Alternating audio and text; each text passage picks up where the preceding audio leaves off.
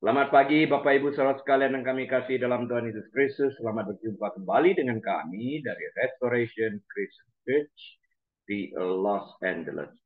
Saya Hari Lee, Gembala Sidang. Hari ini hari Minggu, tanggal 3 September tahun 2023. Kita akan membahas sebuah topik yang saya beri judul Dunia dari Pandangan Kristen. Yang akan kita ambil kembali dari kitab Kejadian pasal yang pertama, ayat 26 sampai 28, yang akan saya kupas dari sisi yang lain berbanding dengan minggu yang lalu. Manusia diciptakan segambar dengan Allah. Saya serahkan semuanya ke dalam tangan Tuhan. Maha besar Engkau Tuhan, Kau baik, Kau mulia, Kau agung, Kau kudus, Kau suci. Berikan kami roh hikmat dan marifat mengerti kebenaran firman-Mu. Bukan hanya sekedar mengerti, tapi Engkau tolong kami menjadi pelaku kebenaran firman-Mu yang setia. Di dalam nama Tuhan Yesus kami berdoa. Amin. Baik Bapak Ibu saudara sekalian, mari kita buka Alkitab kita kepada kitab Kejadian pasal yang pertama ayat 26 hingga ayat yang ke-28 yang akan saya bacakan bagi kita sekalian. Berfirmanlah Allah, baiklah kita menjadikan manusia menurut gambar dan rupa kita, supaya mereka berkuasa atas ikan-ikan di laut dan burung-burung di udara, dan atas ternak, dan atas seluruh bumi, dan atas segala binatang melata yang merayap di bumi. Ayat 27. Maka Allah menciptakan manusia itu menurut gambarnya. Menurut gambar Allah, diciptakannya dia. Laki-laki dan perempuan diciptakan mereka.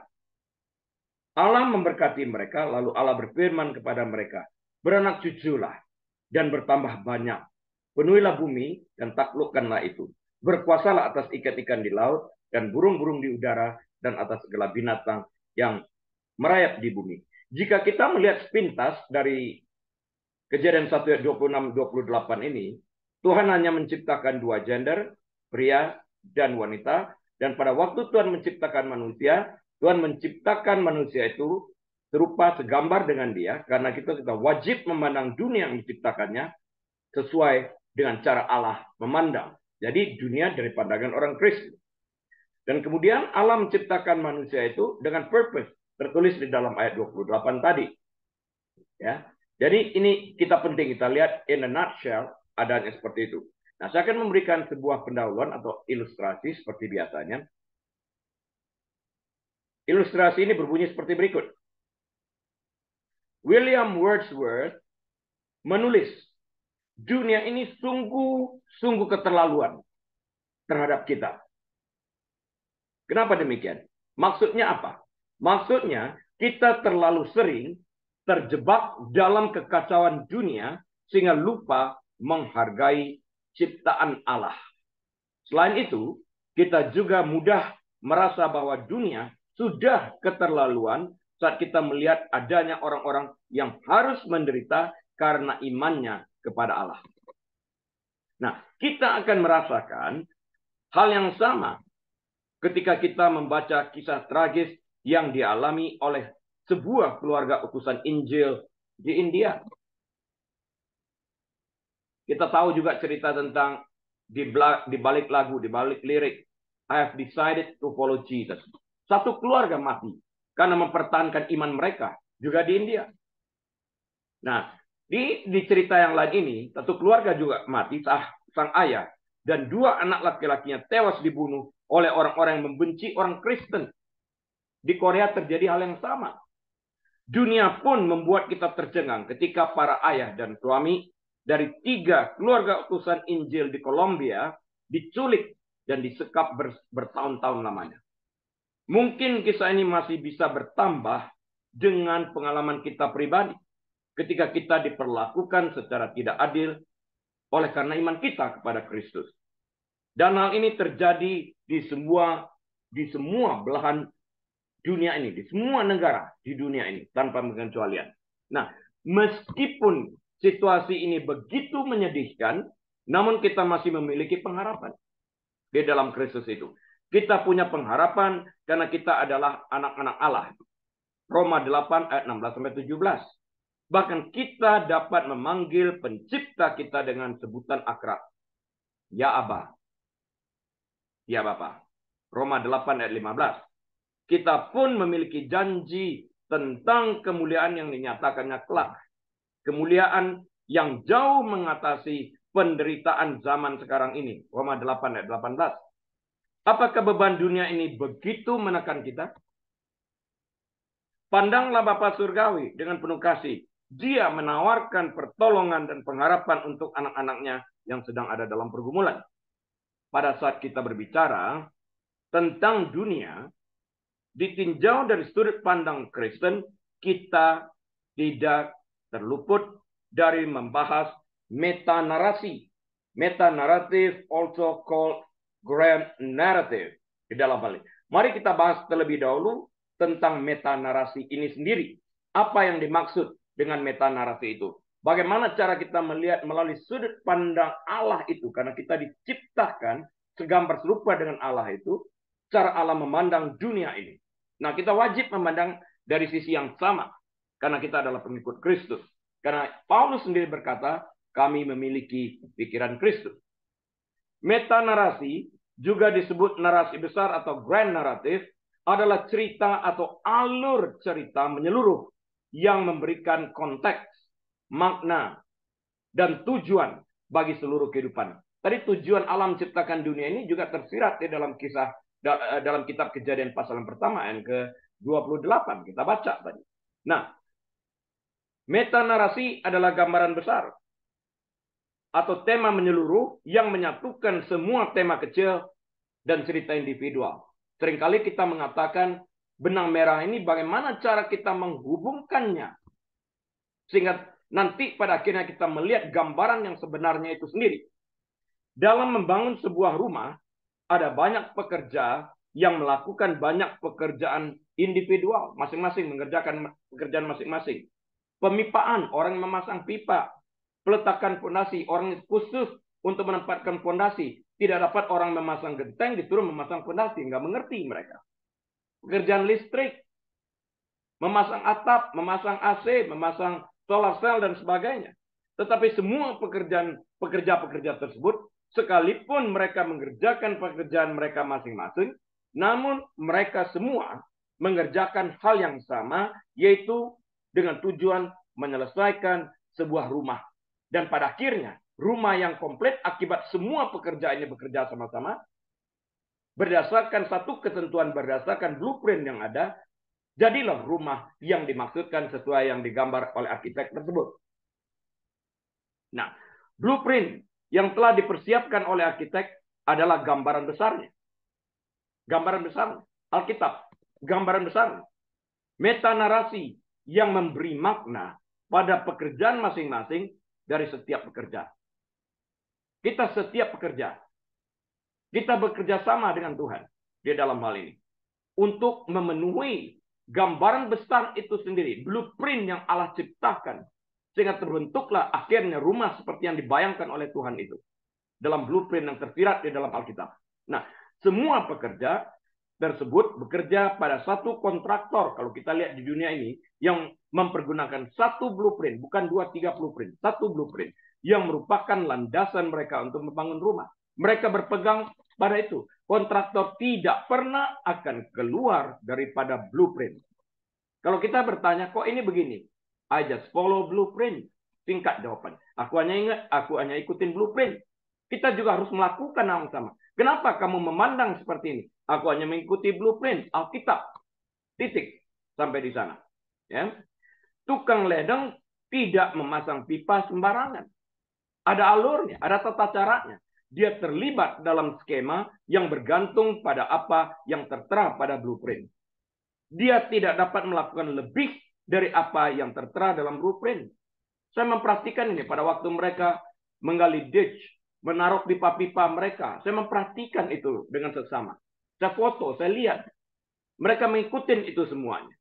Jadi membangun sebuah rumah itu memiliki cerita atau alur cerita menyeluruh yang memberikan konteks, makna, dan tujuan bagi proses pembangunan rumah tersebut sampai rumah tersebut selesai dibangun berdasarkan blueprint yang digambarkan oleh arsitek.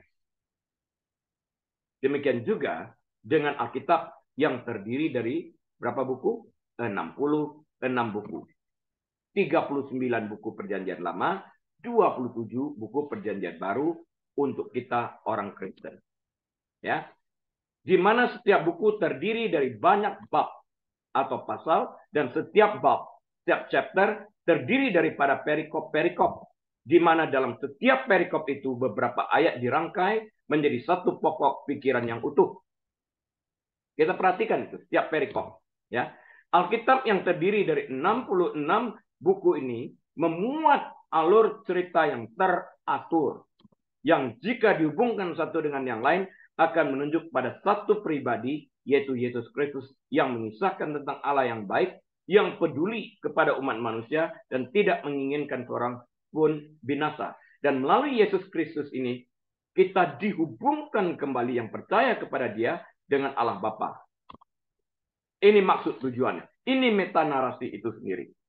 Nah, Allah dalam kebaikan dan kepeduliannya ini mengutus Yesus dalam wujud manusia untuk membayar upah dosa manusia yang percaya padanya. Artinya, dosa umat manusia yang percaya padanya diperhitungkan kepada Yesus, dan kebenaran Yesus Kristus diperhitungkan kepada setiap manusia yang percaya kepadanya.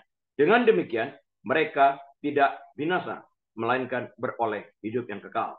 Inilah metanarasi Alkitab yang sesungguhnya itu. Jadi bagi kita orang Kristen, orang yang percaya kepada Yesus Kristus, sudut pandang sebelum kita bertobat berbeda dengan sudut pandang kita setelah bertobat, yaitu memandang dunia dari sisi pandang kacamata Tuhan Yesus Kristus yang telah mempersatukan kita dengan Allah Bapa. Jika kita tidak menghasilkan sudut pandang yang berbeda sebelum dan sesudah bertobat, artinya kita tidak menghasilkan buah pertobatan seperti yang tertulis di dalam Alkitab. Hasilkanlah buah yang sesuai dengan pertobatan. Itu tanda asli orang itu bertobat. Jika kita mengatakan whatever, yang penting aku ke gereja, yang penting aku membaca Alkitab, aku percaya, aku tidak percaya, masalah lain. Oh bukan. Kita tidak dapat mengatakan kita sebagai pengikut Kristus tanpa kita melakukan kehendak Allah di dalam kehidupan kita ini. Kepercayaan kita itu diuji. Suatu saat pun di hadapan takhta pengadilan Allah akan terbukti dari setiap pekerjaan kita itu yang setelah diuji bagaikan emas, diuji di pelapuran api, akan dinyatakan kemurniannya suatu saat. Konsep metanarasi mirip dengan pandangan dunia. Sesuatu yang memberikan makna pada kehidupan dan peristiwa individu yang terjadi dalam kehidupan. Dunia ini banyak memiliki metanarasi yang dipandang dari sudut pandang dunia. Misalnya apa? Marxisme dari Rusia. Freudianisme, orang yang sekolah psikologi tahu tentang Freudian. Ya. Dari Eropa. Free market capitalism, kapitalisme pasar bebas. Semuanya ini memiliki metanarasi masing-masing. Merupakan contoh metanarasi di mana setiap peristiwa dalam kehidupan dan sejarah dilihat melalui salah satu lensa ini. Nah, kita melihat dunia dari lensa kacamata Tuhan Yesus. Dari cara Tuhan Yesus melihat. Pandangan dunia keagamaan juga merupakan metanarasi. Ada berapa banyak agama di dunia? Agama Hindu, agama Buddha, agama Islam, Kristen, semuanya menawarkan metanarasi untuk menjelaskan berbagai peristiwa dalam sejarah dan dunia kontemporer. Sebuah metanarasi mempunyai kekuatan untuk menjelaskan dan dianggap benar dalam seluruh kehidupan. Nah, istilah metanarasi menjadi terkenal oleh orang Prancis yang bernama Jean-François Lyotard dalam bukunya yang ia tulis pada tahun 1979 dengan buku yang berjudul Postmodern Condition, A Report on Knowledge. Dalam buku ini, penulis Jean-François ini mencirikan penulis postmodernisme sebagai meningkatnya skeptisisme terhadap semua metanarasi. Mereka skeptis terhadap metanarasi ini.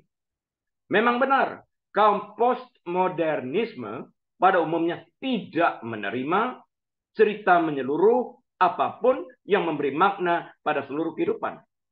Ya, kalau orang-orang ini menolak cerita secara keseluruhan, cerita lengkapnya, gambaran besar, menolak blueprint itu sendiri, maka nggak ada metanarasi.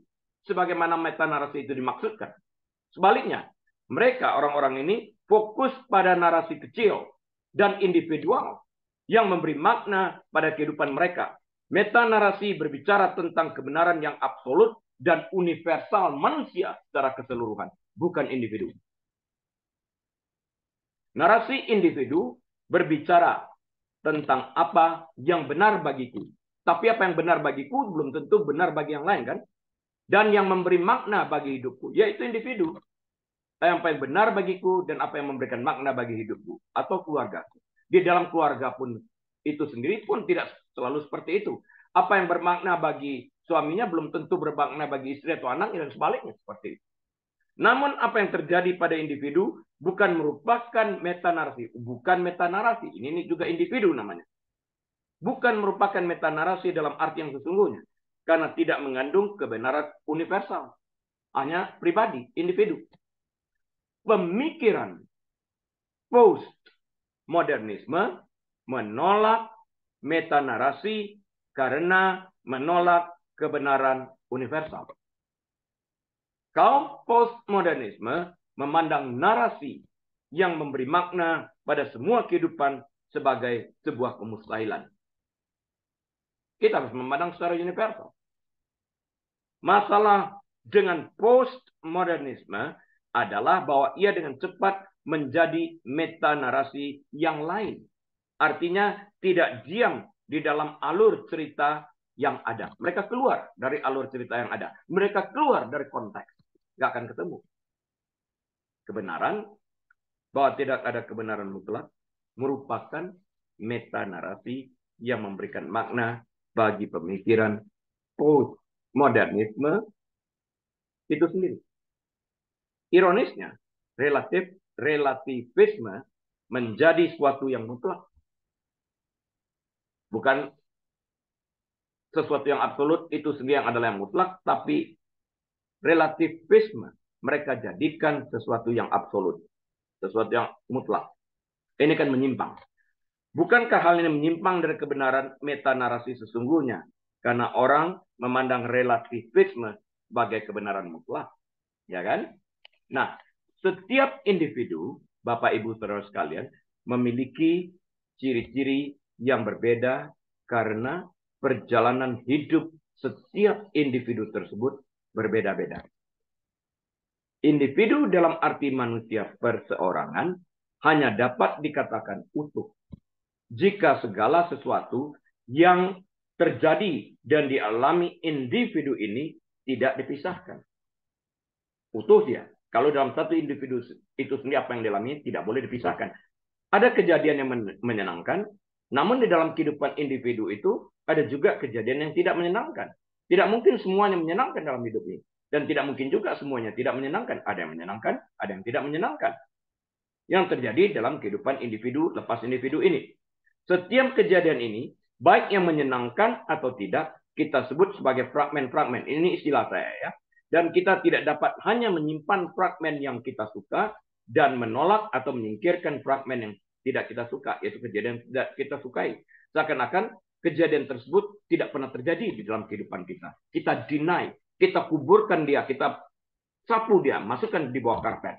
Nggak hilang kan? Cuma tidak terlihat karena tersembunyi di bawah karpet.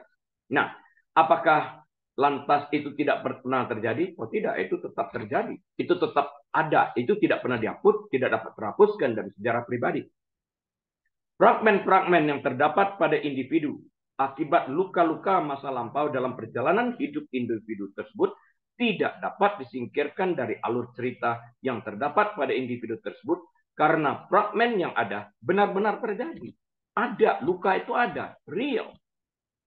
Scar yang ada itu sebagai bukti yang nyata. Pernah terjadi. Jika fragmen ini disingkirkan, maka individu itu tidak lagi utuh. If you try to skip, to ignore, to deny the things that happen to you, then you are no longer whole. Kamu nggak sempurna lagi, nggak whole lagi, nggak utuh lagi. Karena ada bagian dari dirinya yang disebut fragmen ini hilang. Lebih pantas saya katakan dihilangkan dengan sengaja. Di-ignore. Hal ini bukan berarti kita menyimpan sampah masa lalu. Jika kita keep, oh tidak. Namun kita mengolah luka-luka masa lampau yang pada hakikatnya tanpa diolah adalah sampah. Jika tidak diolah, itu sampah. Itu benar. Ya. Namun setelah diolah, dapat dijadikan pupuk. Artinya, kita mempergunakan pengalaman masa lampau sebagai pembelajaran untuk tidak terjebak dalam kesalahan yang sama. Pupuk dalam hal ini adalah masa setelah individu itu sembuh dari trauma atau luka masa lampaunya, dan dia menjadi berkat di lingkungan di mana ia berada. Sekalipun tombolnya ditekan, dia tidak merasa sakit lagi karena dia sudah sembuh. Orang yang belum sembuh dari luka masa lampau, saat ditekan tombol akibat kejadian masa lampau, akan mudah tersinggung dan akan memberikan reaksi dan tidak memberikan respon yang sehat. Nah, namun alur cerita individu sekalipun utuh tidak pernah dapat disebut metanarasi, karena individu adalah bagian terkecil dari kelompok masyarakat yang tidak dapat dipisah lagi menjadi bagian yang lebih kecil. Tadi saya katakan harus dipandang secara keseluruhannya, bukan pribadi, universal. Individu yang saling bergabung akan membentuk kelompok atau yang disebut masyarakat. Individu tersebut akan memiliki karakteristik yang sama dan bukan lagi individu dan bukan lagi individual, karena individu ini bergabung dan dipersatukan menjadi sebuah kelompok.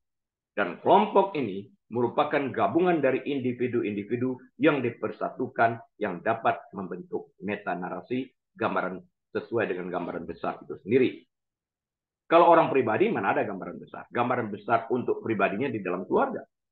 Tapi bukan di dalam kelompok yang disebut masyarakat yang bergabung menjadi rakyat ini sendiri, populasi dunia, dan sebagainya ini. Alkitab dengan jelas mengajarkan adanya metanarasi. Paulus misalnya menulis di dalam Efesus pasal yang pertama, ayat 9 dan 10. Kita lihat ini, metanarasi. Sebab ia, maksudnya Yesus, telah menyatakan rahasia kehendaknya kepada kita. Apa rahasia kehendaknya? Sesuai dan dengan rencana kerelaannya, yaitu rencana kerelaan yang dari semula telah ditetapkannya di dalam Kristus oleh Allah Bapa seperti yang tertulis pertama kali sejak manusia jatuh di dalam Kejadian 3:15. Ayat 10. Sebab persiapan kegenapan waktu untuk mempersatukan di dalam Kristus sebagai kepala segala sesuatu, baik yang di surga maupun yang di bumi. Dipersatukan di dalam satu kesatuan tubuh Kristus ini. Gambaran besarnya, metanarasinya. Nah, bagian ini berbicara tentang kehendak ilahi. Tujuan, jadwal, pemenuhan, dan kesatuan. Inkarnasi Kristus terjadi ketika waktunya telah tiba. Galatia 4 ayat 4. Ketika waktunya telah tiba, perawan itu melahirkan seorang anak laki-laki yang diberi nama Yesus. Ketika waktunya telah tiba. Ya, sekali lagi menunjukkan suatu rencana yang menyeluruh, sebuah metanarasi. Rencana yang menyeluruh untuk semua orang yang ada di dunia ini.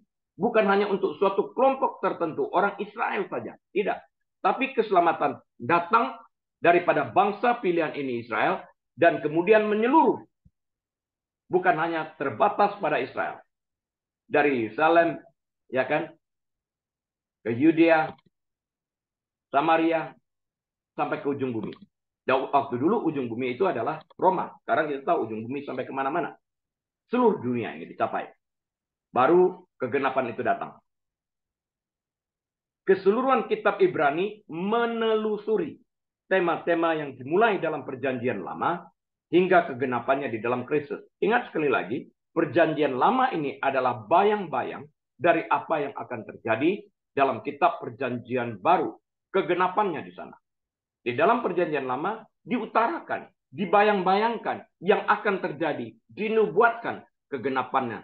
Kita lihat di dalam perjanjian baru. Dan pada hari-hari ini, apa yang tertulis di dalam nubuatan-nubuatan perjanjian lama itu kita lihat kembali di dalam perjanjian baru di depan mata kita dan juga tertulis dalam kitab perjanjian baru.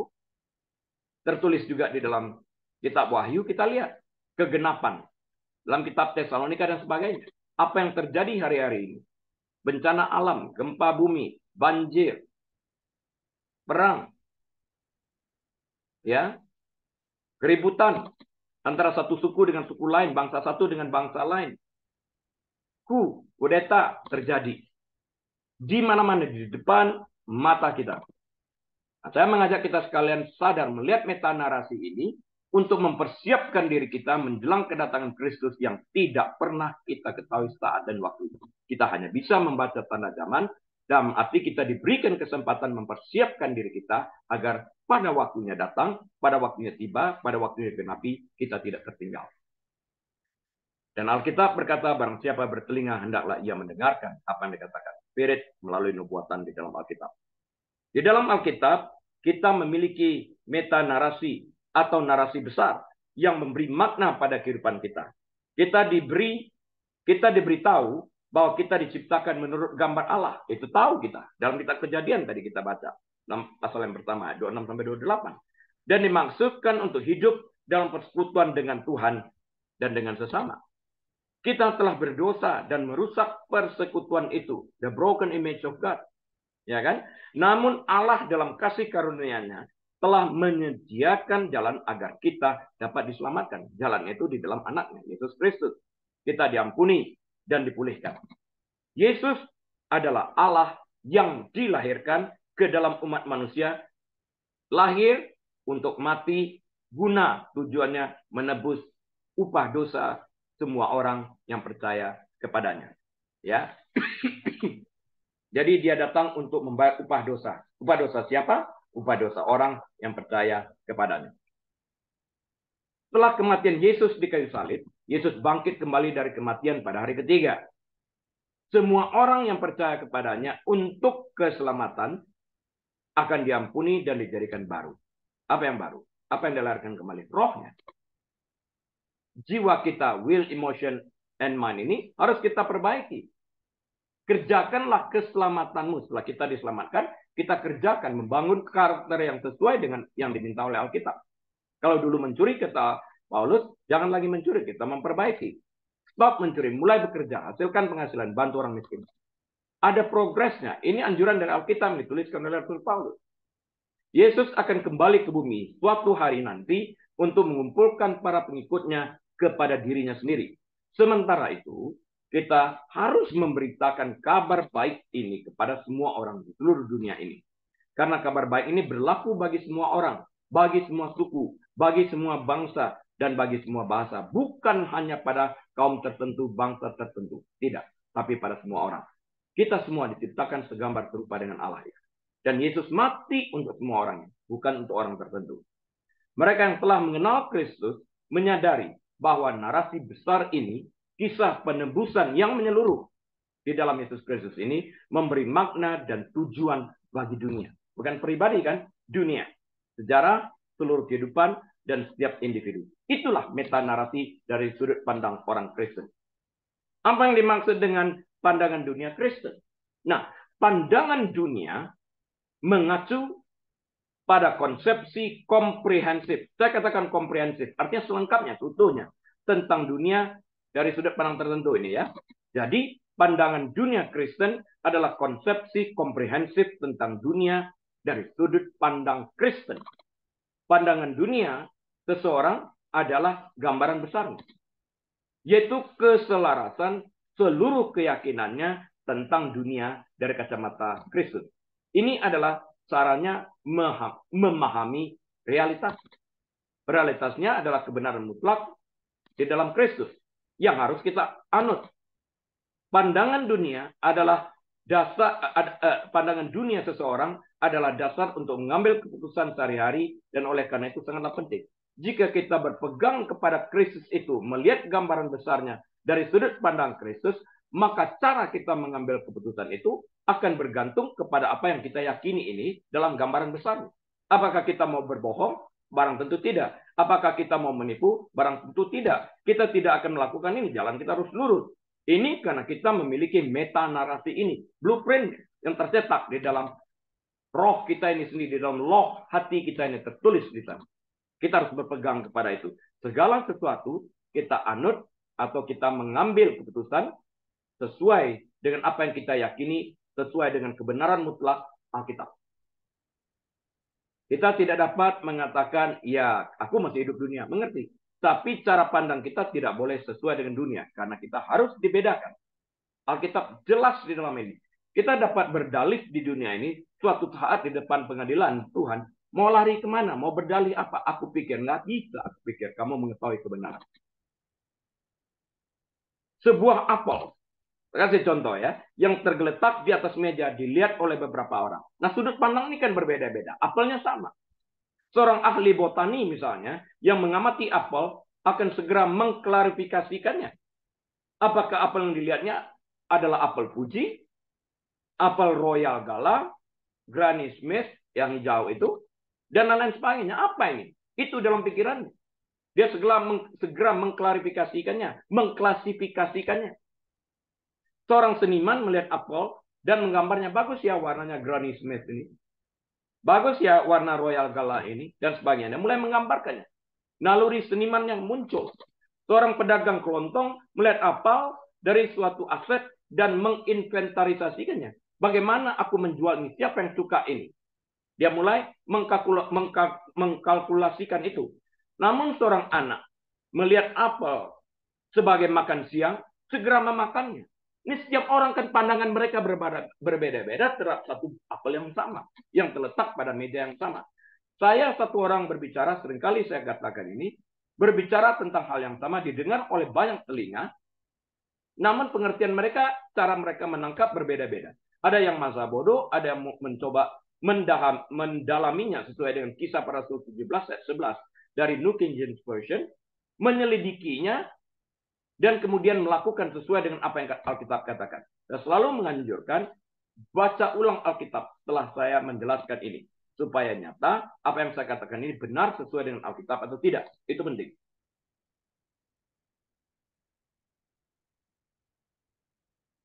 Secara kita memandang suatu situasi dipengaruhi oleh cara kita memandang dunia secara luas. Dan ini dipengaruhi oleh pola pendidikan yang kita alami sejak kecil di dalam rumah. Pola pandang kita akan sesuai dengan cara pandang itu. Dan kemudian diperbaiki saat kita menjadi Kristen. Setiap pandangan dunia, baik Kristen maupun non-Kristen, setidaknya membahas 3 pertanyaan berikut. 3 pertanyaan berikut ini pasti selalu terjadi. Baik bagi orang Kristen maupun bagi orang bukan Kristen. Pertanyaan yang pertama, dari mana kita berasal dan mengapa kita berada di sini? Darwin mencoba membahas ini, bukan? Yang kedua, apa yang salah dengan dunia ini? Selalu kita dengar ini dalam kehidupan sehari-hari. Apa yang salah? What's wrong with the world? Itu pertanyaan yang diajukan. Yang ketiga, bagaimana cara memperbaikinya? How can we live in peace? Ini dipertanyakan oleh setiap orang, baik Kristen maupun tidak Kristen. 3 pertanyaan ini harus kita jawab. Nah, pandangan dunia yang umum saat ini dari sisi bukan Kristen bersifat naturalisme yang menjawab 3 pertanyaan tadi. Yang pertama, dari mana kita berasal? Oh, kita adalah hasil dari tindakan alam yang acak tanpa tujuan nyata. Mengapa kita ada di sini? Ya acak aja. I don't know. Itu naturalisme pengertiannya.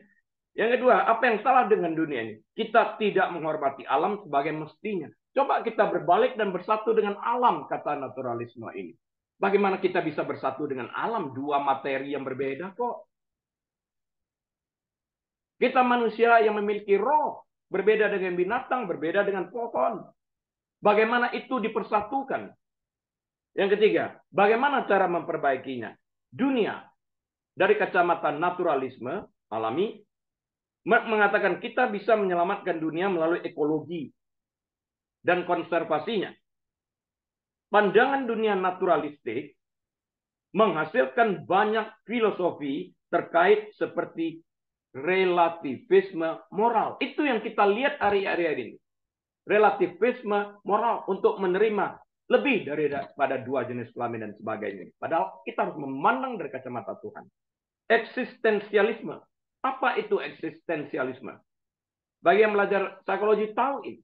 Eksistensialisme itu adalah aliran filsafat yang menunjukkan interpretasi atas eksistensi keberadaan manusia dalam wujud konkret dan problematikanya, eksistensinya, problemanya, dan sebagainya. Pragmatisme. Mereka memandang seperti itu juga. Aliran filsafat yang mengajarkan bahwa kebenaran dari segala sesuatu berdasarkan kepada manfaat yang diberikannya. Kita melihat berdasarkan manfaat. Itu pragmatisme. Dan ada utopianisme. Utopianisme. Ya. Utopianisme merupakan suatu bentuk pemahaman melalui konsep masyarakat peradaban yang tidak bercela. Nah, peradaban tanpa celah ini adalah suatu peradaban masa depan yang dimana segala sesuatu berlangsung secara indah, menyenangkan, yang ideal.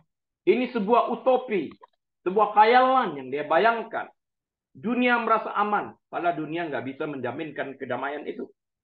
Ya, masyarakat atau peradaban yang tanpa celah ini juga diartikan sebagai sebuah peradaban yang demokratis dan tanpa kelas. Itu tujuannya. Nah, sebaliknya kita harus menilai kembali pandangan dunia Kristen, bagaimana dunia Kristen, pandangan orang Kristen terhadap dunia ini, jika kita menjawab ketiga pertanyaan tadi. Yang pertama tadi, dari mana kita berasal dan mengapa kita ada di sini? Kita adalah ciptaan Allah yang dirancang untuk memerintah dunia dan bersekutu dengannya. Kita jawab itu pertanyaan pertama. Itu tertulis dalam Kejadian 1 ayat 27 28 kita baca tadi. Dan kemudian ada juga di dalam kitab Kejadian 2 pasal 15. Pertanyaan kedua, apa yang salah dengan dunia ini? Kita berdosa kepada Tuhan dan kutuk masuk ke dunia secara keseluruhan akibat dosa manusia. Tertulis dalam Kejadian pasal yang ketiga. Kita tahu juga tentang hal ini. Sejak kejatuhan Adam dan Hawa. Yang ketiga, bagaimana cara memperbaiki dunia yang sudah rusak ini? Tuhan sendiri telah menebus dunia melalui pengorbanan putranya.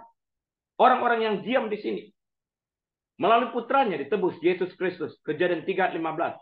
I will put enmity between thee and the seed of the woman. Itu awalnya dikatakan demikian. Aku akan membuat permusuhan antara engkau dan keturunan wanita. Dia berbicara kepada ular, setan. Dan kemudian tertulis juga dalam kitab Lukas, Injil Lukas pasal 19 ayat 10. Dan suatu hari nanti akan mengembalikan ciptaan ke kondisi sempurna seperti sebelumnya. Yesaya 65, 17, 25. Yerusalem baru. Kerinduan kita menunggu Yerusalem baru ini. Pandangan dunia Kristen menuntun kita untuk percaya kepada kemutlakan moral. Moral absolut. Mujizat, martabat manusia, dan kemungkinan penebusan. Nah, penting untuk diingatkan bahwa pandangan dunia itu komprehensif. Komprehensif maksudnya adalah sesuatu yang dapat dilihat dari segala sisi, dari segala sudut secara menyeluruh. Ya, komprehensif. Secara menyeluruh. Tidak ada yang kita lepaskan. Komplit. Hal ini mempengaruhi setiap bidang kehidupan.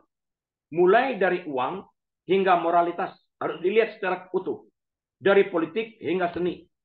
Kekristenan yang sejati lebih dari sekedar perangkat gagasan yang dapat digunakan di gereja. Bukan itu. Kekristenan sebagaimana diajarkan dalam Alkitab itu sendiri merupakan sebuah pandangan orang Kristen dari kacamata Kristus terhadap dunia ini. Alkitab tidak pernah membedakan antara kehidupan religius dan sekuler. Enggak.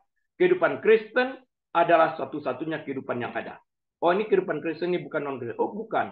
Harus selalu dari pandangan Tuhan. Karena Tuhan yang menciptakan dunia ini. Hanya ada satu pandangan sebetulnya.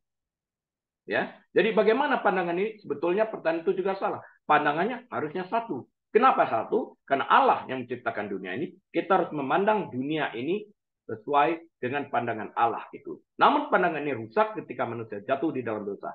Nah, Yesus memperbaiki kembali upah dosa ditanggungkan kepada Yesus, kebenaran Kristus diperhitungkan kepada kita, sehingga kita dimampukan kembali untuk melihat dunia seperti awalnya Tuhan menciptakan dunia.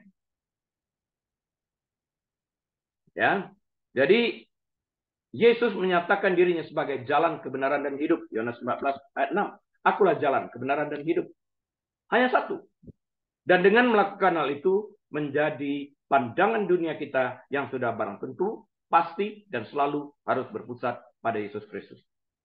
Mengapa begitu banyak orang Kristen tidak mempunyai pandangan dunia yang alkitabiah secara konsisten? Mengapa? Pandangan dunia yang alkitabiah adalah sebuah konsepsi total seseorang mengenai dunia berdasarkan sudut pandang Alkitab. Ini adalah sistem kepercayaan dasar umat Kristen tentang makna hidup, hakikat Tuhan, sumber kebenaran, dan konsep dasar lainnya. Namun pandangan dunia sebagian besar orang Kristen tidak konsisten secara alkitabiah. Ini dikritik juga oleh Gandhi, kan? Aku mencintai Yesusmu dan pengajarannya. Tapi aduhai orang Kristen, ya kan? Mereka mungkin mendekati beberapa persoalan dari sudut pandang Alkitab. Namun tidak setiap persoalan dipandang dari sisi Alkitab. Padahal pandangan kita terhadap dunia harus konsisten dan persisten sesuai dengan kebenaran Alkitab. Kalau tidak, kita keluar dari konteks apa yang telah Tuhan tetapkan. Ada banyak kemungkinan alasan sebagian orang Kristen gagal memiliki pandangan dunia yang alkitabiah secara konsisten. Satu, mereka kurang pengetahuan tentang apa yang dikatakan Alkitab. Mereka tidak mengetahui firman, kita wajib mengajarkan. Dan sekarang sedang mengajarkan kitab Injil Yohanes secara keseluruhan, baru masuk pasal yang kelima, ayat 1 sampai ke 6. Itu sudah lebih dari setengah tahun kita mengajar, ya, baru sampai segitu. Jika seseorang tidak mengetahui apa yang Alkitab katakan tentang kesucian manusia, misalnya, akan sulit baginya untuk membentuk pandangan alkitabiah mengenai hal tersebut. Bagi mereka yang belum mendapat informasi tentang Alkitab, pendidikan adalah kuncinya. Bagi yang berminat bisa ikutin pengajaran kitab Injil Yohanes pada YouTube channel saya. Yang kedua, mereka menolak apa yang dikatakan Alkitab mengenai isu-isu tertentu. Barna Group misalnya mengadakan survei yang menanyakan pertanyaan-pertanyaan tentang Alkitab untuk menentukan apakah orang-orang yang benar-benar mempercayai apa yang dikatakan Alkitab. Benar nggak sih orang itu percaya? Ini diadakan survei. Hasilnya mengejutkan. Hanya 4%, tidak lebih dari 4% yang mempercayai apa yang dikatakan Alkitab. Nasib orang-orang yang mengaku dirinya Kristen tidak jauh lebih baik. Ke gereja ya, baca Alkitab kadang-kadang. Berdoa ya, kalau lagi penting berdoa, nggak penting nggak doa. Percaya kepada Kristus paling tidak di bibir, tapi sungguh-sungguh percaya. Tidak lebih dari pandangan dunia. Kasihan ya. Jika seseorang mengaku Kristen, namun tidak mempercayai apa yang Alkitab katakan, mustahil baginya untuk dapat memiliki pandangan dunia yang alkitabiah dan otentik. Sekalipun kamu mengaku Kristen, itu cuma mengaku, kebenarannya kamu bukan. Jadi ada orang mengatakan, Kristen dan Kristen palsu, bagi saya Kristen atau non-Kristen, titik. Kristen harus menghasilkan buah pertobatan dan memandang dunia dari titik kacamata Kristus. Bagi mereka yang menentang, pertobatan adalah kuncinya. Bertobat, kata Alkitab. Yang ketiga, mereka lebih mementingkan apa yang dunia pikirkan tentang mereka daripada apa yang Tuhan pikirkan tentang mereka. Takut kepada orang mendatangkan jerat. Amsal 29 ayat 25. Alkitab lebih lanjut. Ngapain takut kepada manusia yang dapat membunuhmu? Takutlah kepada dia yang bukan hanya sekedar dapat mengambil rohmu mati, tapi juga membuang roh itu ke dalam neraka. Takut kepada dia. Artinya berhikmatlah kepada dia. Lihat apa yang ditawarkannya. Dia tidak ingin satupun daripada kita binasa. Itu meta narasi yang benar. Orang beriman yang memandang dunia dari sudut pandang Alkitab mengakui bahwa ia bukan bagian dari dunia. Yesus berkata, sekiranya kamu dari dunia, tentulah dunia mengasihi kamu sebagai miliknya. Tetapi karena kamu bukan dari dunia, melainkan aku telah memilih kamu dari dunia, sebab itulah dunia membenci kamu. Yohanes 15 ayat 19, Yohanes 17 ayat 14. Karena itu kita tidak boleh memandang dunia dari kacamata dunia. Ya nggak apa-apa lah, kita masih hidup di dunia. Menipu, berbohong, mendatangkan keuntungan, melakukan hal yang bukan-bukan yang kita tahu salah, tetap kita lakukan. Kita berpikir, Tuhan itu baik, Maha Pengampun, Maha Pengasih, Maha Penyayang. Betul. Tapi kita lupa bahwa kita yang memilih untuk hidup di dalam dosa. Dan setiap pilihan itu mempunyai konsekuensi. Nah, bagi Anda yang masih suka memilih hal yang salah ini, saya ajak untuk bertobat. Ketika orang percaya mulai berkompromi dengan cara berpikir dunia, dia kehilangan fokus pada sudut pandang Tuhan. Bagi mereka yang takut, keberanian adalah kuncinya. Yang keempat, mereka suam-suam kuku dalam komitmen mereka kepada Kristus. Tidak panas, tidak dingin. Alkitab katakan, karena kamu tidak panas, tidak dingin, suam-suam kuku, aku akan memuntahkan kamu. Neraka. Seperti gereja Laodikia. Mereka tidak dingin dan tidak panas. Tertulis dalam Wahyu 3 ayat 15. Wahyu 3 ayat 19 katakan, barang siapa aku kasih, dia aku tegur dan kuajar. Karena itu relakan. Relakan, kata kuncinya. Hatimu dan bertobatlah. Ya, mereka tidak mau berdiri mempertahankan iman mereka bagi Kristus. Bagi mereka yang suam-suam kuku, komitmen adalah kuncinya. Ini solusinya, komitmen. Komit, persisten, konsisten. Terhadap apa yang kita yakini. Kristen, Kristus yang hadir dalam kehidupan kita. Hidup yang kuhidupi bukannya aku lagi, tapi Kristus yang hidup di dalam kehidupanku. Ya, dan aku beriman kepada anak Allah yang ada dalam kehidupanku ini. Yang kelima, mereka dipengaruhi oleh kebohongan dunia. Sejak zaman Adam dan Hawa, setan telah mempergunakan kemampuannya untuk menipu dan membingungkan. Kejadian 3 ayat 1-6, Wahyu 12 ayat 9 dapat dipelajari. Saya berikan sebagai referensinya. Alat yang ampuh dalam gudang senjata setan adalah bahwa gagasan bahwa Alkitab adalah buku mitos kok itu katanya. Penuh kesalahan dan tidak dapat dipercaya. Itu menurut pandangan dunia. Mencari-cari alasan. Karena mereka tidak ingin bertanggung jawab kepada Tuhan. Karena itu mereka menolak keberadaan Tuhan. Setan ingin meyakinkan manusia bahwa Alkitab sudah tidak relevan lagi. Hukum dan prinsipnya sudah usang menurut setan. Banyak orang di gereja telah terpengaruh oleh pemikiran seperti itu. Bagi mereka yang tertipu, kearifan adalah kuncinya. Sekarang pemerintah Tiongkok menulis ulang Alkitab sesuai dengan pengajaran pemahaman komunis. Alkitab jelas, jangan coba menambah atau mengurangnya. Wow, berani melawan Tuhan, mengubah tulisannya. Tanggung jawab di hadapan Tuhan. Yang keenam, mereka terpengaruh oleh keadaan mereka dan meragukan janji-janji Tuhan. Dalam Matius 14, ketika Petrus keluar dari perahu untuk berjalan di atas air, dia menunjukkan pandangan dunia yang ketabiah. Yesus adalah sumber segala kuasa. Tentang ini telah saya bicarakan di masa yang lampau secara detail apa yang terjadi dengan Petrus sebelum melangkah, waktu dia masih berada dalam bot, pada waktu dia melangkah keluar, waktu dia sedang berjalan, sampai dia tenggelam, semua telah kita bahas secara detail.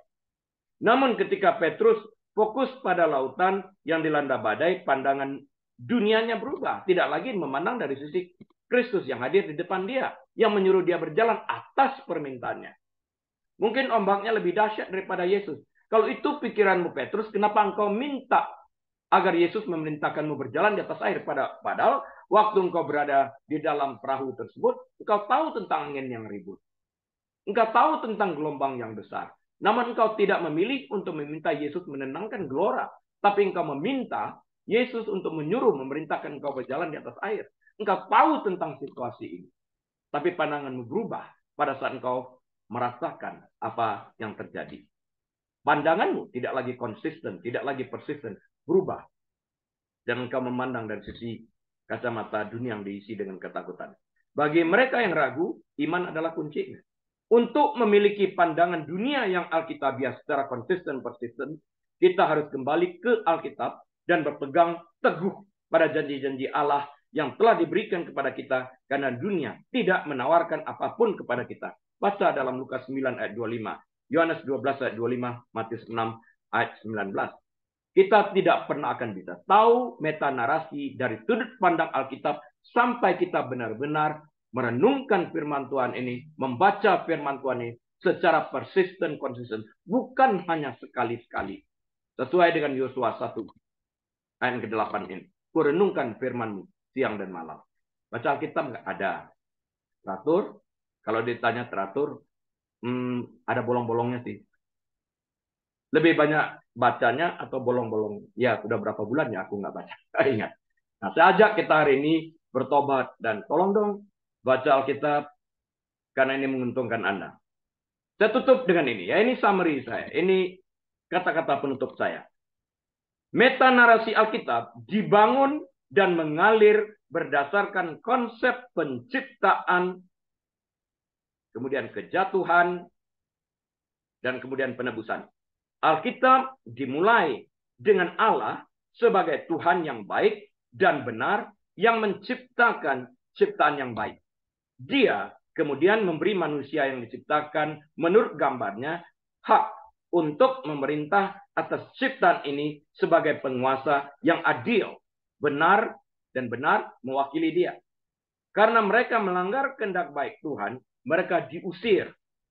Bahasa Alkitabnya dihalau dari Taman Eden. Dan manusia mulai berkelana di dunia yang jatuh akibat ulah mereka sendiri. Dikasih yang enak, nggak mau, cari masalah. Dunia menjadi tempat yang menakutkan akibat pengaruh dosa. Berapa banyak manusia ditawarkan yang baik, memilih yang tidak enak. Sudah itu marah sama Tuhan. Belajar dari sini. Seluruh Alkitab menceritakan kisah asal yang masuk ke dalam ciptaan yang telah jatuh ini. Untuk menebusnya dan umat manusia kembali kepada dirinya sebagai Tuhan yang berdaulat atas ciptaan tersebut dan ke dalam hubungan dengan Allah Bapa di dalam Yesus Kristus sebagai penghubungnya. Pada akhirnya, hal ini dicapai melalui Yesus Kristus sebagai Allah manusia, God-man, yang menebus umat manusia kembali kepada Allah dan akan mendirikan kerajaannya di bumi seperti di surga. Masa 1000 tahun damai. Milenial ini. Sebagai sesuatu di dalam Alkitab, segala sesuatu di dalam Alkitab harus dilihat melalui kacamata konsep ini. Amin. Mari kita berdoa terlebih dahulu.